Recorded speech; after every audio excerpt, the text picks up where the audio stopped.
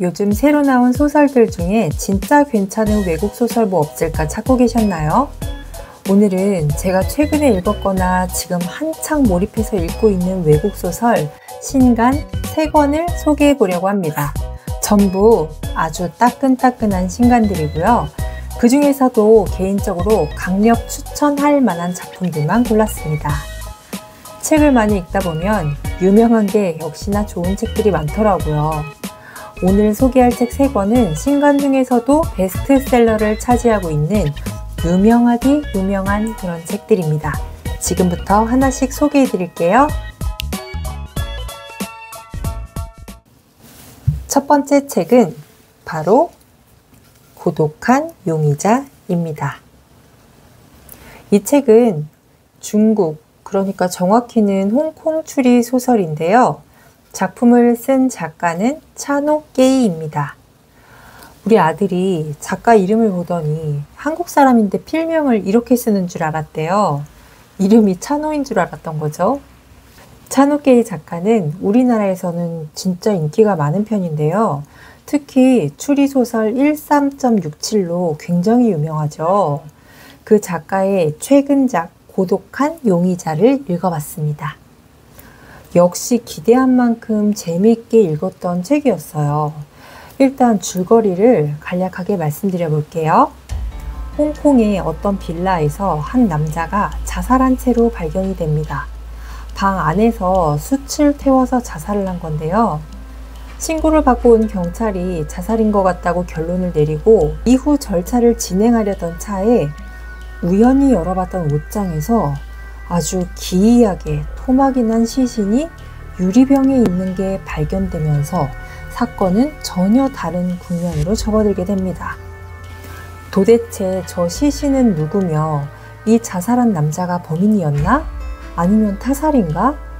형사들이 수사를 하기 시작하는데요. 그러면서 이 남자의 삶에 대한 표면부터 차츰 내면으로 들어가게끔 소설이 구성되어 있습니다. 그 과정에서 아주 예상치 못한 반전과 스릴은 정말 홍콩 영화를 보고 있는 것 같은 느낌을 주면서 독자가 시선을 뗄 수 없게 하는데요. 특히 소설이 홍콩의 실제 지명을 사용하고 우리가 지금 살고 있는 사회를 배경으로 하고 있기 때문에 아주 리얼리티하고 사실적이고 생생한 느낌을 주는 소설이에요. 제가 이 소설이 가장 뛰어나다고 생각되는 점은 물론 스토리 자체도 너무 재미있지만 지금 현재의 사회적인 문제들을 너무나 잘 다루고 있다는 점인데요. 예를 들면 이런 거예요. 소설 속에 자살한 남자는 20년 동안이나 방 안에서 나오지 않았던 사람이었어요. 일본에서는 이런 사람을 히키코모리라고 하죠. 요새 사회 현상 중에 하나가 이런 게 있다고 해요. 옛날에는 집에 불만이 있으면 가출을 했단 말이죠. 근데 요새는 집 안으로 가출을 한대요. 그러니까 그냥 방 안에 칩거하게 되는 거죠. 밖에서 사람들과 부딪히고 뭔가를 경험하게 되는 것 자체가 너무 힘든 일이 된 거예요. 그런데 사실 그러지 않고도 온라인으로 할 수 있는 게 너무 많잖아요.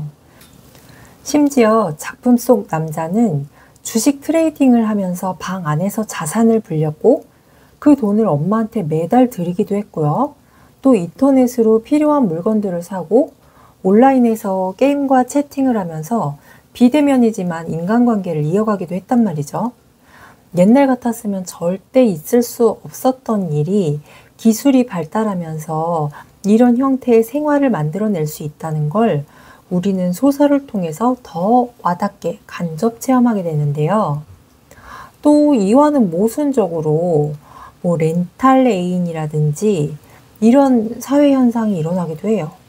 이건 시간당 돈을 지불하고 그 시간만큼 자신의 애인 역할을 해줄 사람을 빌리는 건데요.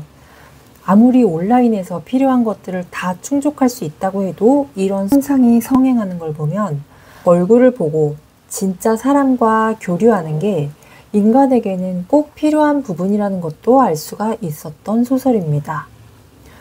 책은 이런 인간의 어떤 모순된 욕망과 또 발달한 기술이 빚어내는 묘한 지점을 끄집어내는데요.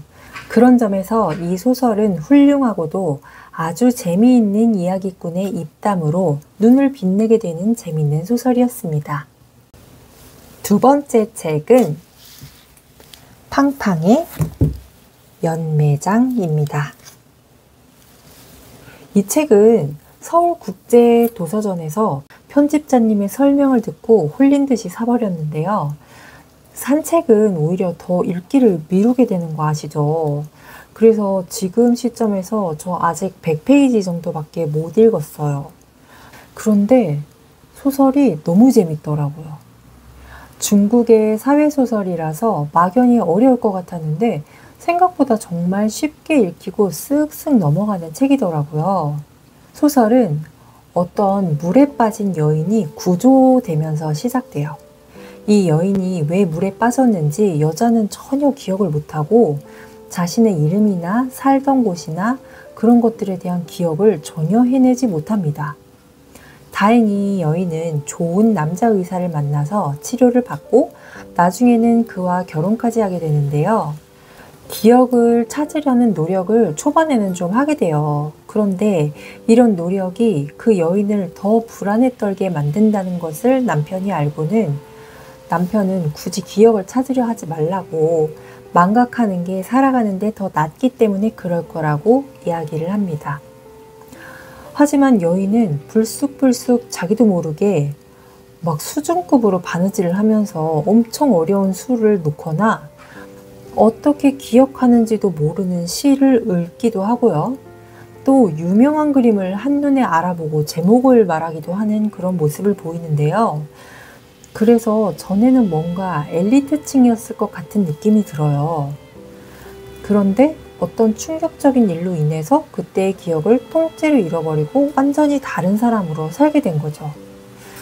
저는 여기까지 제가 읽은 내용인데 문장이 짧고 간결한 데다가 한 챕터가 되게 짧아서 책이 지루하지 않고 굉장히 속도감 있게 넘어가서 얼마든지 가벼운 마음으로 독서를 시작해도 될 것 같은 그런 책입니다.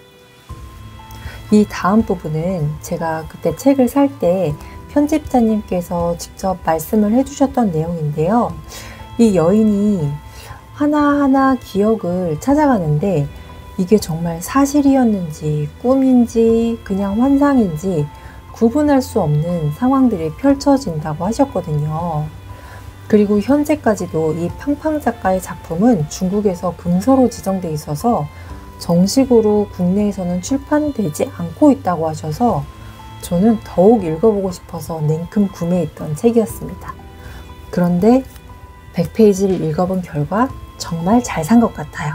물론 다 읽어봐야지 이 책의 진가를 제대로 알 수 있겠지만 앞으로 사건이 점점 더 흥미롭게 진행이 될 것 같아서 더 기대가 되는 소설이라 여러분들께 추천드립니다.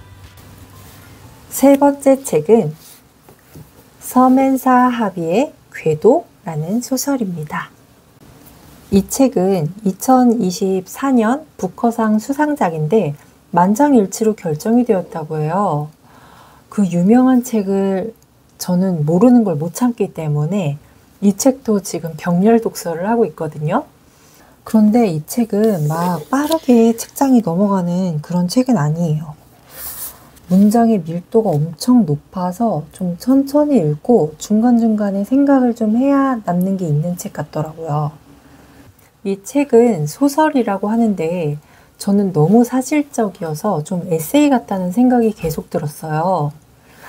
책은 지구를 하루에 16번이나 도는 궤도에 있는 6명의 우주비행사 얘기거든요.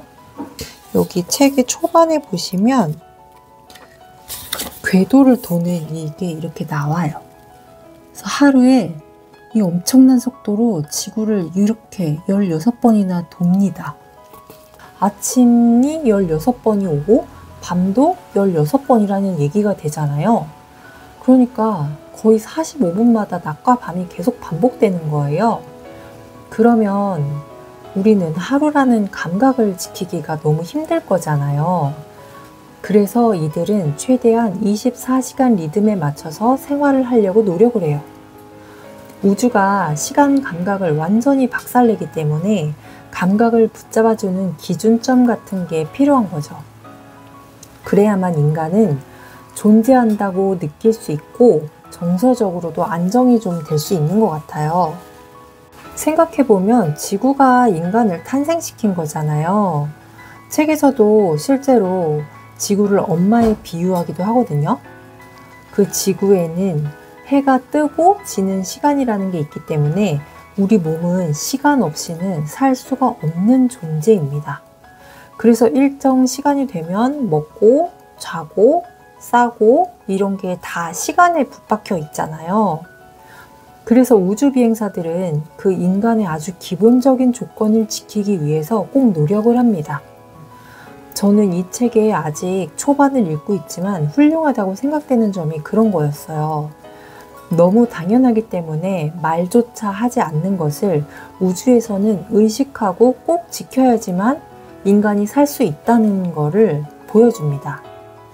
그래서 인간과 지구를 좀 새로운 시각에서 보게 되는 것 같아요. 어쩌면 지구 궤도를 도는 저 우주선이 지구를 흉내낸 아주 작은 행성 같아 보이기도 하거든요. 그 인류 6명으로 구성된 행성에서 앞으로 어떤 일들과 어떤 생각이 펼쳐질지 모르겠지만 정말 작은 공간에서 정말 거대한 우주적 사유가 펼쳐질 것 같은 책이었습니다. 하지만 이 책에서는 뭔가 드라마틱한 일이 벌어지거나 사건이 생기지는 않아요. 그래서 어떤 그런 흥미로운 이야기 위주의 책을 좋아하시는 분들은 거의 100% 이 책은 재미가 없으실 거예요.